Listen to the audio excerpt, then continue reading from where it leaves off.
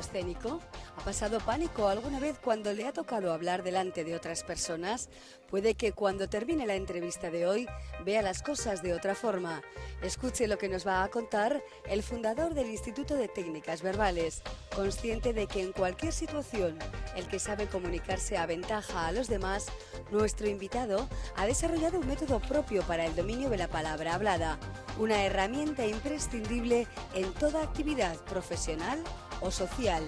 Enseña a hablar en público desde 1960 y ha sido locutor de televisión española durante 35 años.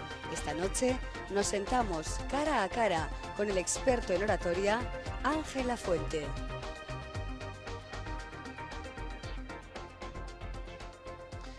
Muy buenas noches, Ángel Lafuente. Buenas noches, Roberto, y buenas noches a nuestros compañeros técnicos, sin los cuales los locutores no seríamos nada, y gracias a tu audiencia. Yo me sigo poniendo nervioso cada vez que empiezo un programa, y han pasado unos cuantos años. Yo creo que es muy difícil perder ese miedo y esos nervios al principio. ¿Es bueno o es malo seguir teniéndolos? Es pésimo. No malo, es pésimo. Lo que ocurre es lo siguiente, Roberto, con toda la franqueza.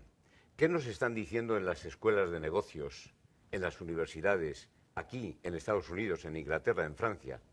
Lugares donde se dice que los chavales desde los coles, desde la primera infancia, hablan, intervienen en público mediante la palabra hablada. ¿Qué nos dicen? Nos dicen que el miedo escénico es natural, es decir, nacemos con miedo.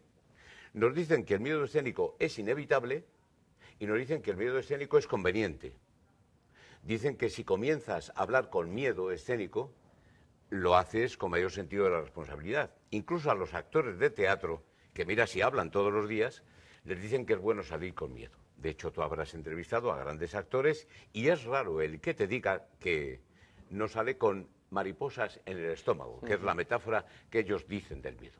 Claro, con estos antecedentes sentimos miedo escénico porque una educación bien intencionada pero castrante nos lo ha inoculado, nos dicen que es inevitable, por lo tanto no pretendemos ni soñamos con evitarlo y así seguimos toda la vida. ¿Por qué puedo yo hablar con tanta contundencia de este asunto y decir que eso son tres grandes mentiras? Y las tres grandes verdades son que el miedo escénico es inoculado en la educación, que el miedo escénico es perfectamente evitable y que el miedo escénico no sirve para nada. Puedo hablar de ello porque soy la persona más tímida que ha dado a luz madre alguna en el mundo desde Eva hasta nuestros días. La más acomplejada, la que ha sufrido unos terrores escénicos, o sufrió, verdaderamente enfermizos, tremendos, más allá de lo sospechable. Eso me llevó desde la propia escuela, desde el propio colegio de bachillerato donde yo comencé a estudiar, el colegio de jesuitas en Carrión de los Condes, mi provincia natal, pues a observar con un enorme pasmo cómo hablaban los demás y a aprender todo lo que hay que aprender en esta materia, en esa etapa estudiantil. De ahí viene el método. Por lo tanto, yo que hablo positivamente de lo que he elaborado, no tengo ningún mérito en ello. Todo me fue regalado en aquel terrible miedo escénico. Por lo tanto, definitivamente, y cerrando la respuesta, en que me he extendido un poco, hay que no solamente superar el miedo escénico, Roberto, hay que llegar al placer escénico. No basta con hablar sin miedo escénico, hay que llegar al placer. Cuando ayer Leticia me llamó para invitarte generosamente a tu programa, me llevé un alegrón y estaba nervioso antes de comenzar a hablar. ¿Por qué? Porque quería que de un momento a otro ya comenzáramos a actuar frente a tu público. Pero claro, esto de hablar en público, muchas veces, bueno, alguien puede decir, si yo nunca me voy a enfrentar a un auditorio porque no tengo un trabajo que me vaya a obligar en algún momento a tener que vivir esa experiencia. Pero hablar en público es, aunque sea para hablar a 3 compañeros de trabajo, a 3 familiares en un momento concreto, o sea, que estamos hablando de que hablar en público es eso, dirigirse a más de una persona al mismo tiempo. Pero ¿qué más me da, Roberto, hablar ahora contigo aquí? Imagínate que estuviéramos tú y yo solos en este estudio, sin cámaras. ¿Qué tiene que ver con que hubiera 20 personas? ¿Qué tiene que ver con que yo hablara en la Plaza de Toros de Pamplona? ¿Qué tiene que ver que estemos hablando frente a unas cámaras de televisión y nos estén escuchando y viendo cientos de miles de personas? ¿En qué varía el asunto? Yo lo que he de hacer aquí es a través de tus preguntas, elaborar pensamiento en vivo y en directo y convertirlo en frases. Además, hay un dato que ayer yo lo comentaba en esta magnífica Confederación de Empresarios de Navarra, donde comencé el curso y yo lo concluyo. No hablamos a masas, hablamos al corazón del hombre y de la mujer. Si yo hablara ahora en la Plaza de Toros de Pamplona, no me escucharía una entidad denominada 12.000 personas. Eso no existe. Eso es una elucubración mental. Hablamos al hombre, a la mujer que nos escucha. Me da igual que haya uno o que haya más. Bueno, no me da igual. Cuando se llega al placer escénico, te estimula al público. Lo haces mejor espontáneamente. Antes, en la primera pregunta sumamente interesante tuya, me decía, esto es difícil. No es difícil, Roberto, créeme, es laborioso, pero es placenteramente laborioso.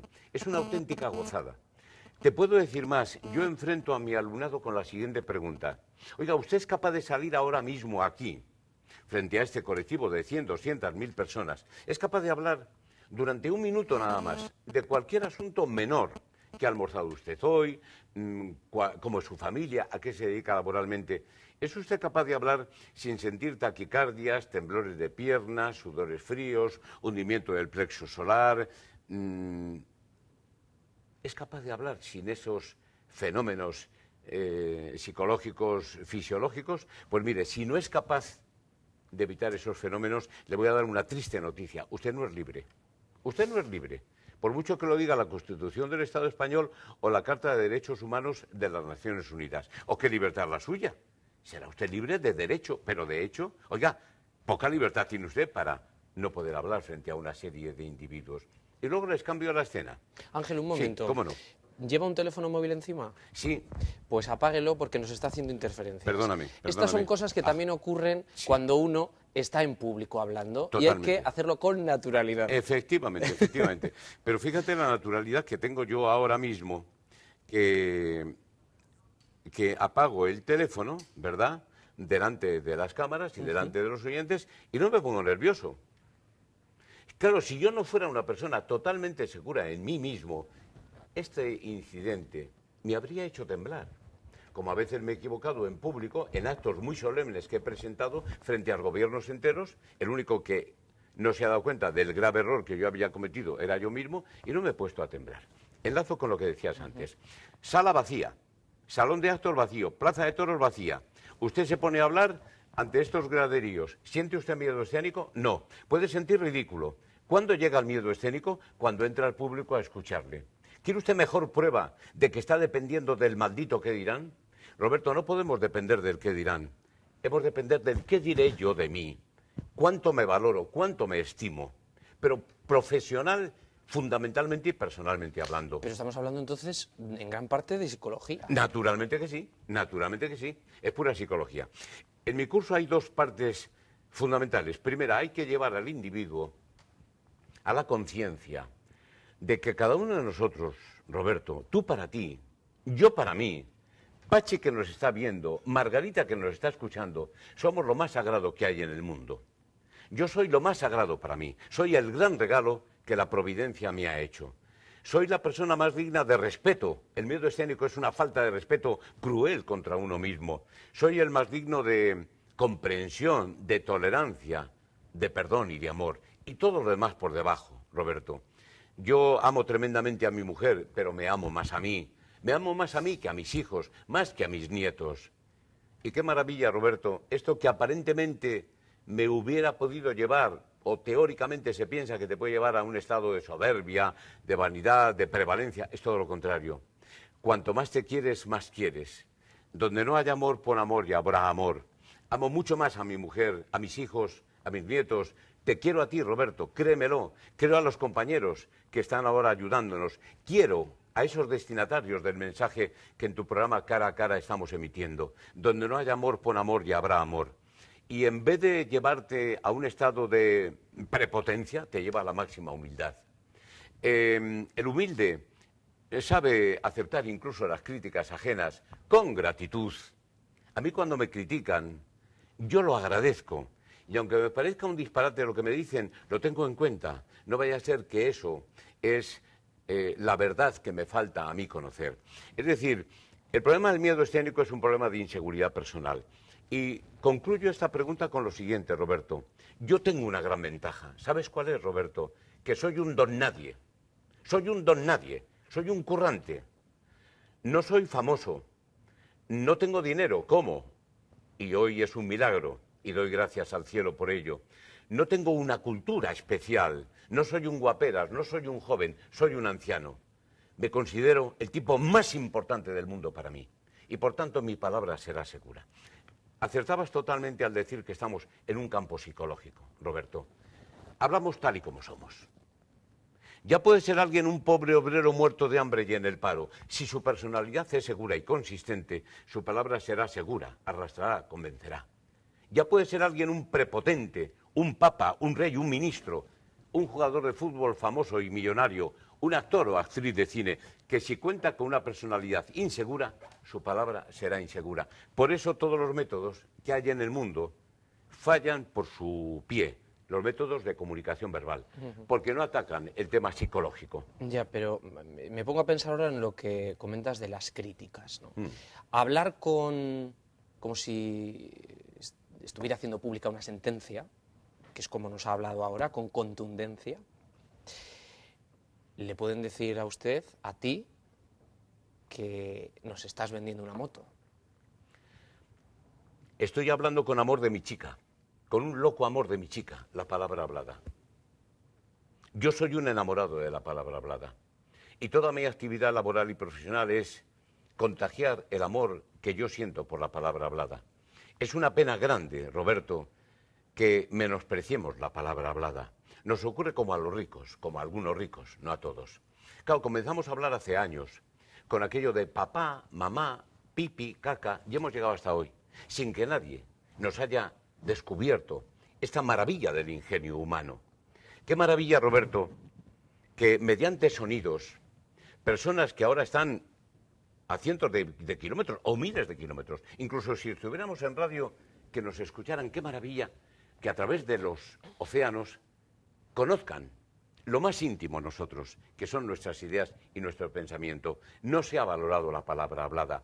Es una vergüenza, y lo denuncio aquí con tu permiso, que los ministerios de educación, las consejerías de educación, los rectorados, salvo determinadas universidades, como puede ser la Universidad de Navarra, de la que me honro en ser profesor asociado y no pertenezco a la obra, es una vergüenza que el sistema educativo universal desprecie, no tenga en cuenta en los planes de estudio el dominio de la palabra hablada, que es la otra carrera necesaria. Y donde se tiene en cuenta, en los países anglosajones, no entran en el aspecto psicológico.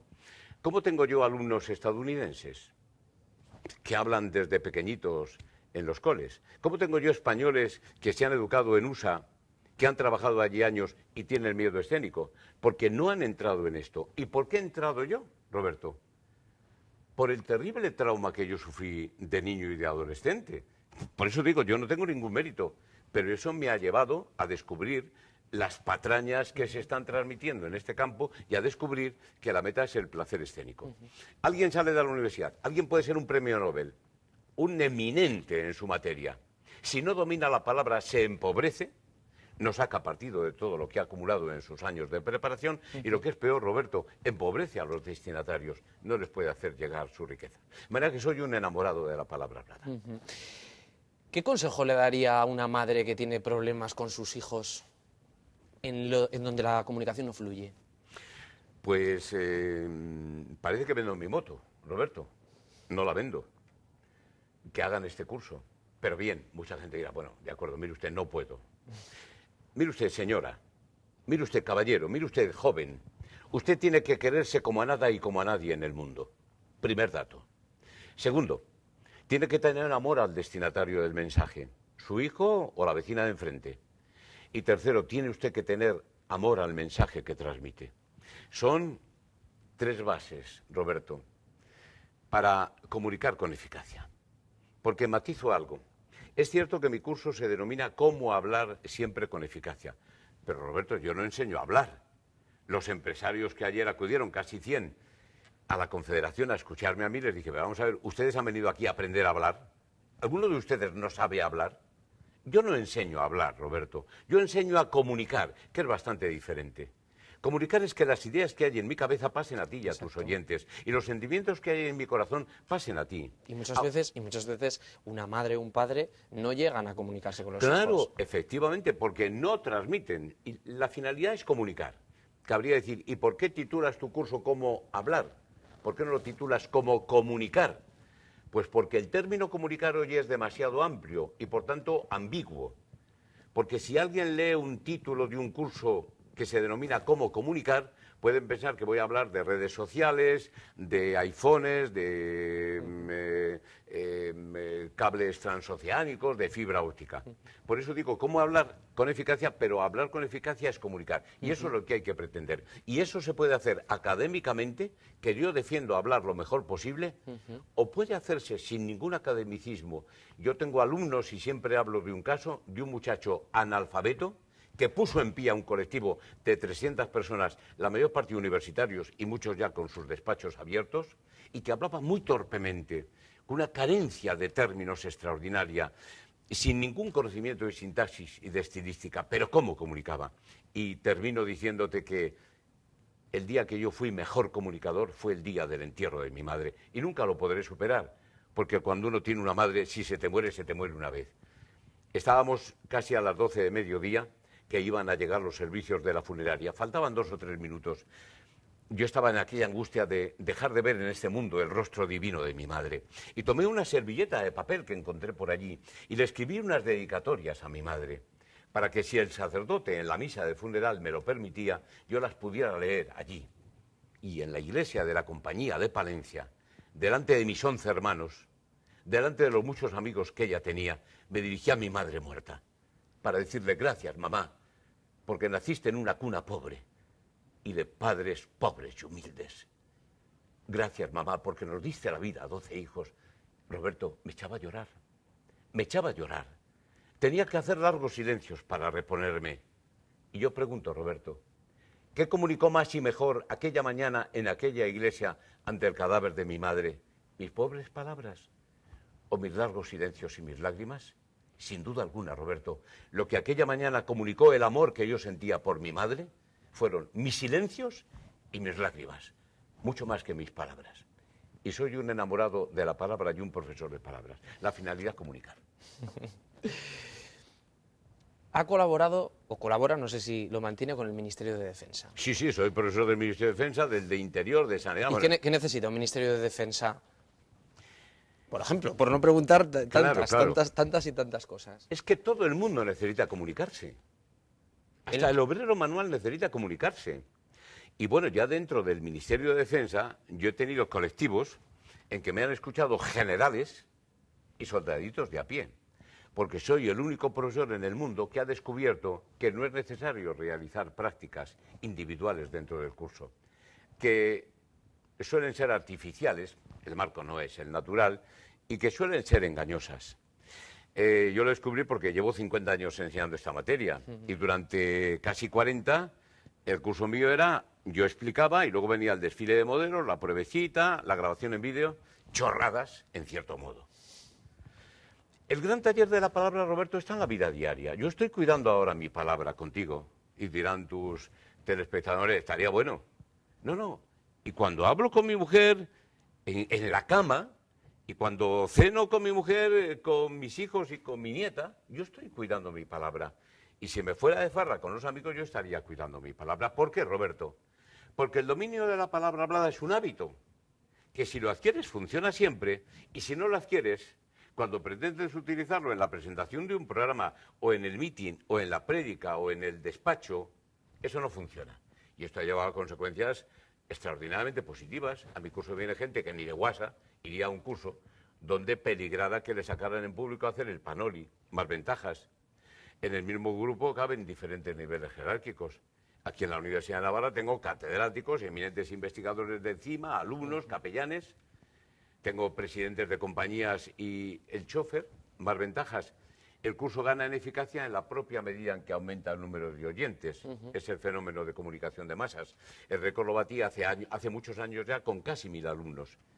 Y más ventajas, el curso aquel que yo impartía de 40 o 50 horas se ha reducido ahora a 8 o 10 horas. Es lo que necesito para explicar mi materia. Y luego, en la vida diaria, a ponerla en práctica, porque aquí no hay milagros, hay un trabajo. ¿Y un general, un teniente, necesita la misma comunicación que un médico o un empresario que lleva 15 años trabajando, que ha conseguido sacar adelante su empresa y tener 15 empleados? Verdaderamente ahí no podemos definir. Efectivamente puede haber profesiones, situaciones en la vida, caracteres personales que necesiten comunicar más. Por ejemplo, los médicos curan mediante la palabra.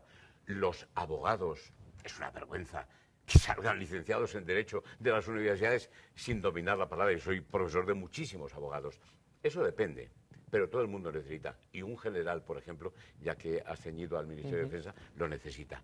Claro, ahí incluso puedo añadir algo más, que es novedad desde hace unos 3 años. Yo he incorporado a mi método el tema del diálogo, del que nadie tiene ni pajolera idea. Aquí todo el mundo dice que dialoga. Aquí no dialogamos nadie. Ni dialogamos en parejas, ni padres con hijos, ni superiores con subordinados. ¿Por qué no dialogamos? ¿Quién tiene la culpa de que no dialoguemos? El sistema educativo no se nos enseña a dialogar y, sobre todo, no se nos enseña algo fundamental para poder dialogar, que son determinadas actitudes personales. La actitud de mantener los propios criterios. Roberto, hemos de mantener criterios propios, sin ellos no se puede vivir. Yo mantengo criterios en lo social, en lo político, en lo económico, en lo religioso. Hombre, soy católico, libre pensador, por supuesto, como buen cristiano. Yo estoy firme en mis criterios, pero ojo, abierto a que alguien me acredite que estoy en un error. Momento en el cual yo debería romper mi vinculación con esos criterios previos y cambiar de acera. Pero ahí ya viene el montaje social. Si alguien cambia de manera de pensar, le van a llamar chaquetero. Oiga, mire usted, no. Chaquetero será aquel que cambia de criterio y de postura por razones económicas, de lucro, de interés personal. Pero el que cambia de criterio y de posición porque descubre que otra es la verdad, ese es el hombre de mérito. Porque estamos en este planeta Tierra para buscar la verdad. Y unos la encuentran y otros no. O unos la encontramos y otros no. La obligación no es encontrar la verdad. La obligación es buscarla. Y dirás, ¿a qué viene esto? Les decía yo a los generales y les digo a los empresarios, fomente usted el libre pensamiento de sus subordinados. Porque muchas veces, tú que eres director, Roberto, lo sabes, muchas veces nuestros subordinados no nos transmiten lo que sinceramente piensan. Nos transmiten aquello que creen que nos va a gustar a los jefes. Yo les decía y les digo a los generales, fomente usted la libertad de pensamiento, de sus soldaditos incluso. Que ellos le puedan aportar a usted su riqueza, es decir, su pensamiento libre. Dígales que usted premia a aquel que libremente piensa y libremente habla. Y eso sí, mi amigo general, una vez que usted recibe el pensamiento libre de su tropa, usted tiene que decidir que para eso es general y para eso le pagan. O usted, señor director de empresa, tiene que decidir que para eso le pagan. Y a partir de ese momento que usted decide como director o como jefe o como general, todo el mundo a cumplir, no antes. Esto cambia totalmente. A ver, aquí no hay diálogo en el mundo, pero en fin, no me quiero extender en ello. Hay otra especie de dirección, que es la de los políticos. ¿Ha analizado alguna vez una sesión de un pleno en el Congreso de los Diputados? Es de vergüenza. Es lamentable, Roberto. No solamente he analizado, sino que he sido contratado para analizar sesiones y actuaciones individuales. Yo tengo muchísima gente en las altas esferas que son alumnos míos y que no puedo decirlo, bueno, no porque me lo prohíba, nadie me la prohíbo, sino por discreción. Y a veces les voy a actuar en radio y en televisión y me da verdadera pena, me da pena. ¿Pero qué han aprovechado del dinero que invirtieron en el curso? Nada. ¿Y sabes por qué, Roberto? Porque de alguna manera subyace en el fondo de todos nosotros, incluso de gente muy culta, que esto de dominar la palabra es de nacimiento. Aquel estúpido refrán, el orador nace, no se hace, eso es mentira, Roberto, eso es mentira. El orador se hace, no nace. Yo nací en las antípodas de la oratoria y creo que me he hecho un buen comunicador y me atrevo a ser profesor de comunicadores. Y esto está al alcance de cualquiera. Claro, si se va con esos mitos, Pues estos altos políticos me contratan o me contratan sus partidos, doy clases a todos los partidos, pero la gente lo que está buscando es el milagrito, está buscando el truco. Me hablan de trucos, dame trucos, y no hay ni un truco. Hay trabajo sobre un método muy sencillo, Roberto, muy sencillo. Yo tengo desde eminencias hasta gente analfabeta. Yo doy clases a prostitutas, yo doy clases a emigrantes que nunca han ido a la escuela, y yo doy clase a catedráticos y a magistrados del Tribunal Supremo y Constitucional. Me entienden todos perfectamente, porque créeme, Roberto, y esto me gustaría que llegara a toda tu audiencia, el dominio de la palabra es algo simplicísimo, lo que es que se ha mitificado. ¿Y por qué se ha mitificado? ¿Y por qué nos enseña? En el fondo subyace algo que quizás sea inconsciente por parte de los poderes.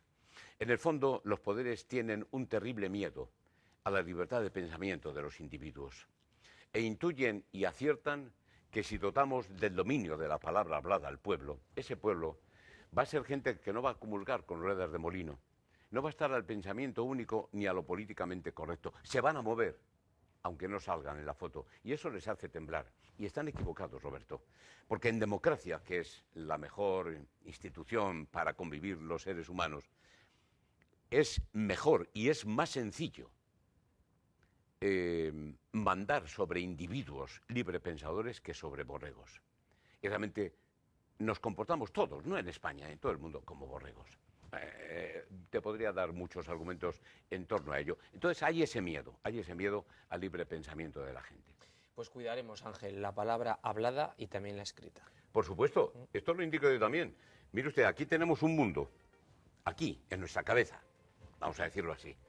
Y este mundo, para que tú lo conozcas, Roberto, lo he de encarnar en palabra escrita o palabra hablada. Todo lo que suponga despreciar o abandonar el cuidado de la palabra escrita, atención a los emails, es abandonar la palabra hablada y a la recíproca. Es una vergüenza el tipo de escritos que uno está recibiendo por gente muy preparada. Hay que cuidar la palabra escrita. Diga usted menos, pero dígalo bien.